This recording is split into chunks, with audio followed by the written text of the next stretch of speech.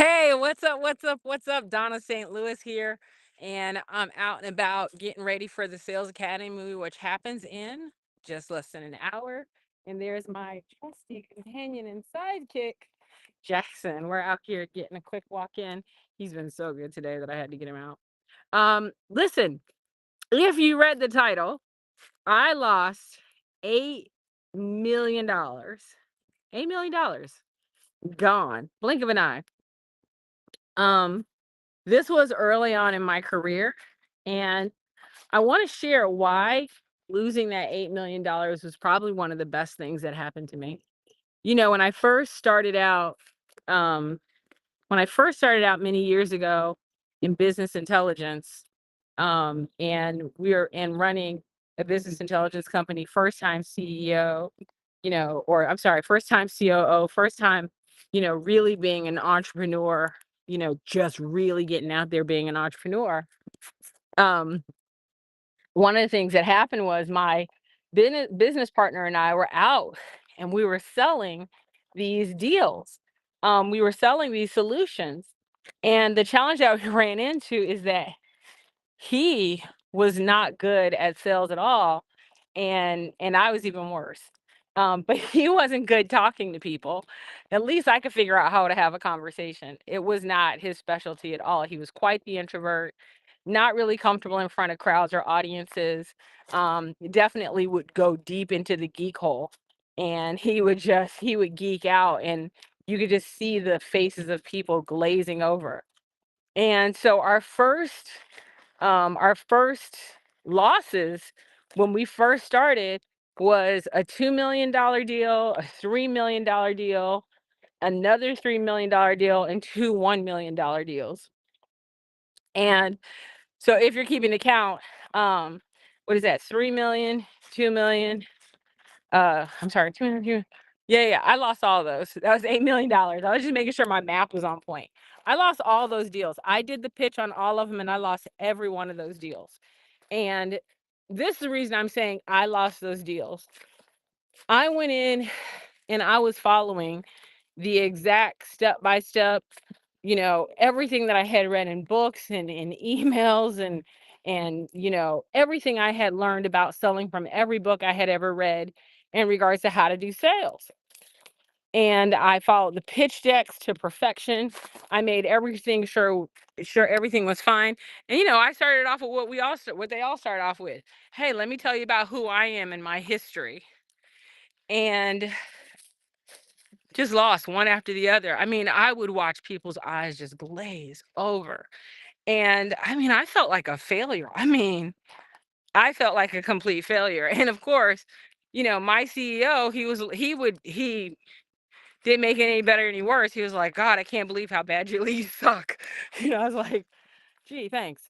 Um, and then uh it's not Vogler, it's the other guy, and I just lost his name, Campbell. So I read this book about the hero's journey from Campbell. And the hero's journey has like 17 steps. But there were three things that really stood out to me about the hero's journey. The hero's journey had four really very specific things. You had your reluctant hero, you had your guide, you had your villain, basically, and you had the magical elixir. And so many times in those sales presentations, the salesperson was um, the salesperson was the hero. And I would go in there and I'd try to be this hero, and it just did not feel natural to me and who I was. So I decided on this next big presentation. Now, this presentation is going to be for $4 million, higher than anything else we've done. And with my track record, of course, we're going to lose it, right? So I go in there. First of all, I don't do what everybody else is doing, which is I'm supposed to be wearing a gray or black suit with a white shirt. I'm supposed to have at the time I had long blonde straight hair. Yeah. So my long blonde straight hair was supposed to be perfectly pressed and straightened and put in a bun. I'm supposed to be wearing the pearl earrings. I'm supposed to be having somewhat of a comb over. And I'm basically supposed to look like, as much as I can, a guy, right? Makeup very basic, don't do anything extra. This particular time, I showed up wearing a red dress with a red swing coat. My makeup was done. My hair was definitely not straightened or pressed or in a bun. It was down, it was curly, it was still blonde. And I remember having on metal jewelry, which was definitely not pearls. And the people who were there in the lobby are competitors who were pitching on that same day. Those competitors had on the gray or black suit, the white shirt, the tie that basically indicated whether they were Republican or Democrat. And I remember them looking at me as if Satan had walked into the lobby. And they laughed. They literally laughed like the whole time about this. I was 26. About what the hell did I think I was doing? They chuckled about my inexperience and how they were going to eat me alive. And I could hear 'em, we could hear them talking. Well, I got to tell you, the presentations happened. We were going to be the last ones. And we knew by being the last ones, the chances of us winning it weren't that good. Whoever went in before us, they were probably, and they were names. When I tell you they were names, they were names. They were consulting companies that could wipe the floor with us. And so I walk in, I watched them walk in and walk out. And the first guy they went in did their presentation. They had a half an hour. They went in, they did 15 minutes. We were early. The second crew went in, they came out right at their half an hour. The third crew went in, they came out, they went like 35 minutes. I was like, "Ooh, they must really like them." And then it was our turn. And I remember my CEO looking at me like wearing that red dress with this curly hair, this metal jewelry, like he was so disappointed in the fact that I was a woman. Like I could feel his disappointment just looking at me, right? I had already lost all these presentations, and now I have the nerve to show up looking like this and being a female. What was I gonna do next? Ask where the ladies' room was? Like, it was just not a pretty situation. Then on top of it, I had thrown out the pitch deck they gave us, and I went with this new pitch deck based on reading Campbell's book, The Hero's Journey, because he was very instrumental in what, um, Steven Spielberg did from Star Wars. Is that Steven Spielberg? Let's go with it. And so it was just I'm a Star Wars fan, so I was really, really into it. So I go and I switch up this entire pitch deck. It does not start with what's going on with us and who we are and our history and why we deserve to be there. It's none of that at all. It literally starts by talking about the company and the problem they have and why we're in the room in the first place. And so I walk into this presentation and I basically said, listen, I know that we are standing between you and getting home to your dinner and your family.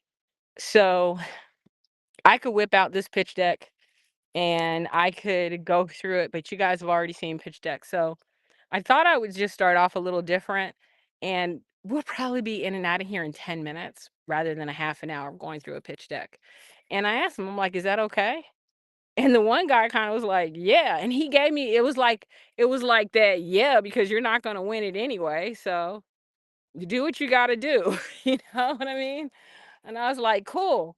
So I opened up the conversation by saying, so listen, you guys are about to sink $4 million into a business intelligence solution where when most people right now in the industry think that business intelligence is spying, but it's a decision support system. And you're about to sink $4 million into a decision support system of business intelligence. What's going on in your world right now in your industry? What's going on in your world right now in your industry that makes you believe that now is the right time for this solution? And I said, and I already know what you wrote in the thing, but in your request for proposals, but that wasn't included. So I'm really curious, why this? Why now? I remember the first gentleman who basically made it seem like we had no shot starting to answer, and then one of the other gentlemen stopped him and said, "Well, wait a minute. That's not why we're doing this right now. This is why we're doing it right now." And then other people started chiming in and jumping on board with, "Why this? Why now?" The conversation lasted for 35 minutes. For 35 minutes. And all I did was facilitate the conversation. And here it was, 35 minutes in. I'm just like, when are they, this is supposed to be 5 minutes. I'm standing between them and their food. And then I went on to the next question.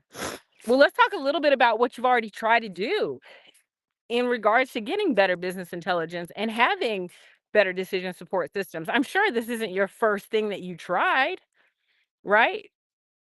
And then they were like, "No, it's not the first thing we've tried.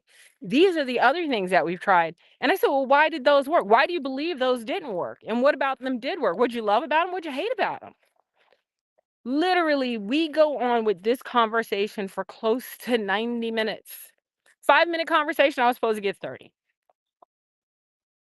90 minutes later, I walk out and they literally go, "It's one of the best conversations we've had about this. Absolutely love your solution. Really thoughtful questions." Literally got to the second slide on our pitch deck. We ended up getting $4 million in our account the next business day. But what I had to do was show up differently, right? I needed to show up and answer questions in a completely different fashion. I needed to not try to be what everyone else was. From that one company, while our first deal was $4 million, we did several other deals with them. And from there, my sales methodology was born. It wasn't about showing up and selling. It was about showing up and creating desire in the buyer, to let them know that if this is what they want, we had a new way of getting them there. It wasn't what they already tried, it wasn't what they already looked at. It was a way that we could actually help them reach their goals. But first, we had to have a real understanding of why their goals was important. And so the reason I share this with you is so many times I talk to people who are selling, they are making money, but they'll tell me, "Well, Donna, I don't have a sales framework. Um, I know I'm leaving money on the table. I know I can do better. I just haven't found anything out there that's really going to help me do better." Well, tonight at 6:15, if you're watching, you got 45 minutes. If you give me 90 minutes for the next 6 weeks, I'll show you exactly how to make sales, converting, increasing your conversions effortless. And what's great about this, 21 days of this is a competition and a challenge to make money. Who's going to literally put a challenge on so you can learn while you earn? We'll actually review your sales calls and help you close more deals. But it starts tonight at 6:15. Listen, I know what it feels like to know that you have something special and to recognize that you're a badass, but to also recognize that, God, if it doesn't feel like you're doing what the hell everybody else is doing, there's nothing worse than having a conversation where you know you can help someone and you couldn't close the deal. You couldn't create, here, let me say it in a different way. You couldn't create the same desire in them to succeed as you had in yourself to want to help them. You couldn't create that desire. I'm going to tell you exactly how to do it. It's not your fault if you're sitting here going, "Donna, I've tried this stuff, it doesn't work." I get it, because it's not out there like that. Listen, I haven't written my sales book yet. That's the joke I tell people. You can't find it because I haven't written the sales book. But what I have done is put together an academy. So for 6 weeks, you give me 90 minutes. Listen, come with yourself. We're going to look at your offers. We're going to look at your audience. We're going to look at how much you're charging. We're going to make sure that you have the kind of offer in the audience that connects in a way that you would not believe. We do it all the time. I did it 3 times a day. Offering the audience were misaligned. Pricing wasn't exactly where it was supposed to be. All of a sudden, we created a proper niche. We created some blue ocean. People are going, oh my God, I get it. Messaging. I'm like, good. Now go get some leads, because the 3rd week of this academy, we're going to be selling. And you need to have some leads to sell to. So if you're interested, again, starts in 45 minutes. If you, 45 minutes or so. If you're saying, well, Donna, I'm not available every week at 6:15 on Thursday, great. We have recordings. Get the VIP, and get some private coaching sessions with me and Chanel. Let's go ahead and change the game. Let's make this first be the quarter that sets you up for the rest of the damn year. Let's go get it. Anyway, I got to take my puppy, who's running well ahead of me. I got to take him back to the house. Got to go get ready for the academy. I won't be wearing this, I don't think. Um, but come casual, doesn't really matter. But come on camera, be ready to go. This is a game changer. Hey, and if you're questioning whether this is right for you or not, drop a DM, drop me a line in the DMs. Hey, don't do it at 6:14. 6:14, I guarantee you I'm not going to answer you tonight. But drop me a DM, and I'll see if I can get you in the first night so you can at least see how it is. And then if you like it, come back for the rest of it. If not, no harm, no foul. You didn't pay anything. So jump in. Let's get going. It's time to make some money. Talk to you later.